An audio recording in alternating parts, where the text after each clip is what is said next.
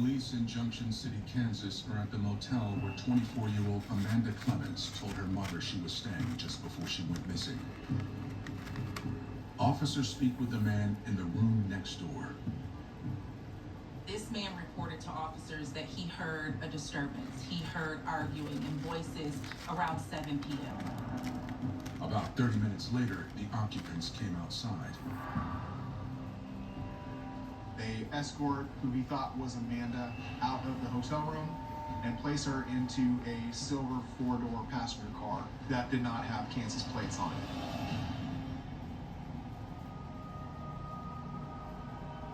There was one female in the group aside from Amanda. He described a small African-American female with short hair and piercings. They left. They took Amanda, put her in the back seat in the middle, and according to him, it looked like she did not want to leave the hotel. Was Amanda kidnapped? Detectives pull out all the stops to find her. Amanda is entered into NCIC as a missing and endangered person in the very early hours of February 8th. The next morning, police contact Amanda's cell phone provider. They attempted the process to try to have the phone pinged, but at that point the phone was shut off and they were unable to get any activity from the phone. The provider pulls a log of Amanda's calls. But before investigators dig in, they hear once again from Amanda's mother. She said that she was in contact with persons who were saying they knew who had Amanda. Amanda's mom told police that she received a text message from an unknown number. And in this text message, there was a photo. In the photo was a black man wearing a chain with an L on it. And I'm like, who are these people? And he starts sending me the names. This person who texted her said that someone by the name of L and then also a woman by the name of Lala were responsible for Amanda's disappearance. He made me promise that I would never tell the police that he talked to me. I told him, yeah, I promise.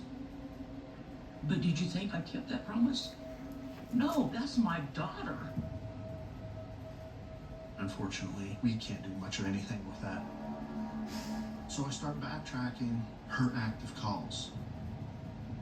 Working from Amanda's final call to her mother, detectives look through Amanda's records and start making calls. Eventually, I come across somebody. I say, my name's Detective Arnold. The reason I'm contacting you is because you were one of the last phone calls of Amanda Clemens. I'm trying to reach her. This person asked to speak with me under the guise of anonymity. He didn't really tell me how he knew, but that Amanda was with two persons, one that went by the alias of L, that he knew to be Larry Anderson. Larry had been in the company of another female who had some facial piercings and jewelry.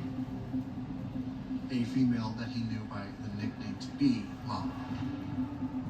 He didn't know anything else about her except that's how she was referred to, or at least that's what he heard. Lala and L had Amanda. The tipster tells the detective where he thinks Lala and Larry are hanging out. He said, look, they're at the house on King Avenue on Fort Riley, which Fort Riley is obviously the Army installation here directly connected to Junction City, Kansas. The next step was to contact Army CID, which is Criminal Investigation Division. I asked CID for a knock and talk, which is you go to the house, you knock on the door, you ask, can I come in and search for?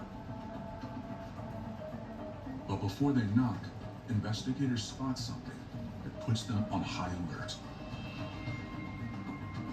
Upon arrival, we are able to immediately see that in the driveway of the residence is a silver in color passenger car with out-of-state plates that roughly matches the description provided by the neighbor at Amanda's who saw her loaded into the vehicle. Oh, pizza! With any and everybody that you can call, going through her Facebook, looking at her friends, messaging people off of her page to see if they know anything, if they've heard anything from her. It was Amanda, Amanda, Amanda, Amanda, Amanda, and anything other than Amanda will push to the side. With me and my sisters were very protective over one another. And me and Monk was the ones that was, we was the protectors. So at that point, I felt real helpless. Like I knew something was going on, but I knew it. I knew something wasn't right.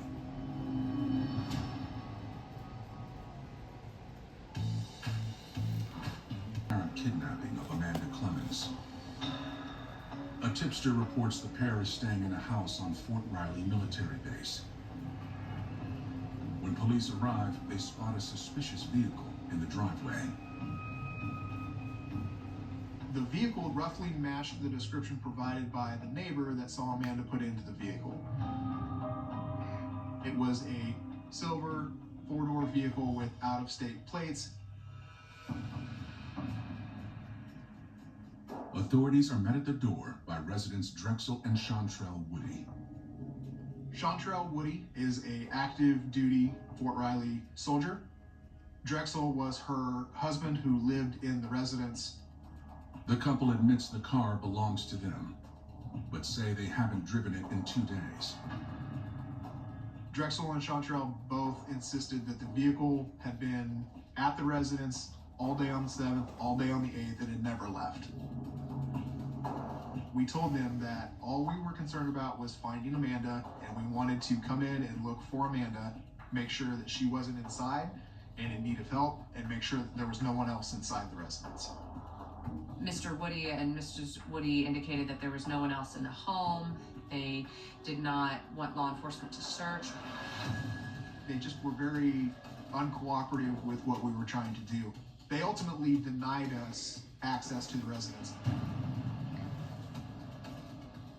Then another subject appears at the top of the stairs.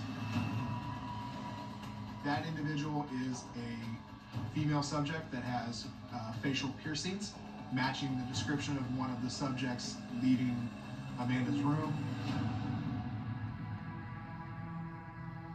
I asked the Woodies, I thought, I thought you said there was nobody else in the house. They don't really have an explanation. The woman identifies herself. Her name is Marissa Middleton. Marissa first advised that she had been asleep upstairs, did not realize anyone was there. Detective Arnold immediately contacts a Fort Riley magistrate judge, and we were able to get a search warrant. Detectives search the house, room by room. As we're searching the house, we're shouting, "Police, if you're here, make yourself known."